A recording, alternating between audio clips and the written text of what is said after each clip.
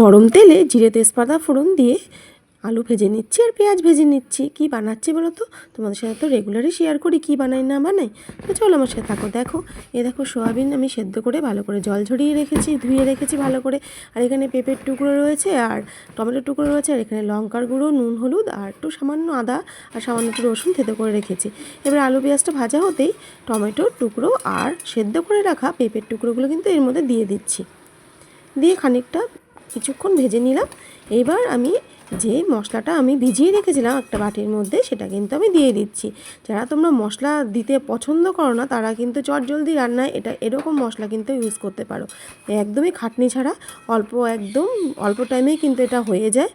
দিয়ে ভালো করে একটু কষিয়ে নিচ্ছি। এখানে কিন্তু তোমরা ভেবো না আবার যে লাল লঙ্কার গুঁড়ো দিয়েছি, এখানে কিন্তু কাশ্মীরি লঙ্কার গুঁড়ো আমি ব্যবহার করেছি। কারণ আমার মেয়ে হাজব্যান্ড ঝাল খেতে একদমই পছন্দ করে না, তো কাশ্মীরি লঙ্কার গুঁড়ো দিয়ে কিন্তু আমি এটা করলাম।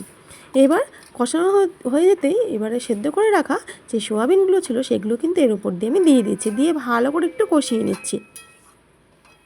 যারা তোমরা মশলা করার ভয়ে যে না বাবা খাটনি লাগছে করবো না, কিন্তু এরকমভাবে চেষ্টা করে দেখতে পারো তোমরা। দেখো তোমাদের সাথে গল্প করতে করতে কষানোর কিন্তু আমার হয়ে গেল। দেখো সোয়াবিনটাও কিন্তু ভাজা হয়ে এসছে। এবার আমি পরিমাণ মতো জল কিন্তু এর মধ্যে দিয়ে দিচ্ছি। আর পেঁপে তো যেন খুবই হেলদি খাবার, পেঁপে দিয়ে সোয়াবিনের ঝোলটা করলে কিন্তু খারাপ লাগে না, ভালোই লাগে খেতে। তো দেখো ভালো করে ঝোলের মধ্যে এবার সোয়াবিন, পেঁপে, আলুটাকে ভালো করে একটু মিশিয়ে নিচ্ছি। দিয়ে একটা ঢাকনা চাপা দিয়ে কিছুক্ষণের জন্য এটাকে ফুটিয়ে নিচ্ছি। মোটামুটি 2 মিনিটস এটাকে ভালো করে আমি ফুটিয়ে নিচ্ছি। তো দেখো 2 মিনিটস পর ফিরে এলাম।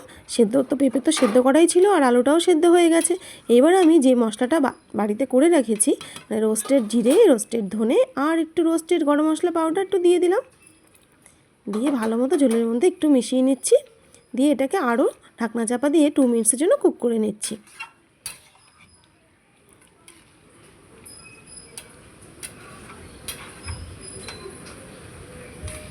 চলো 2 মিনিটসের জন্য কুক করে নিই এটাকে।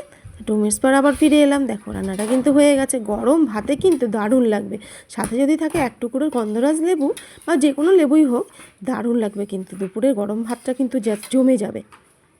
কেমন লাগলো তোমাদের রেসিপিটা আমাকে কিন্তু কমেন্ট বক্সে অবশ্যই জানাতে ভুলো না। আর অবশ্যই এভাবে ট্রাই করে দেখো, আশা করছি তোমাদেরও কিন্তু খারাপ লাগবে না, ভালোই লাগবে। চটপট জানিও হ্যাঁ বন্ধুরা তোমাদের কেমন লাগলো।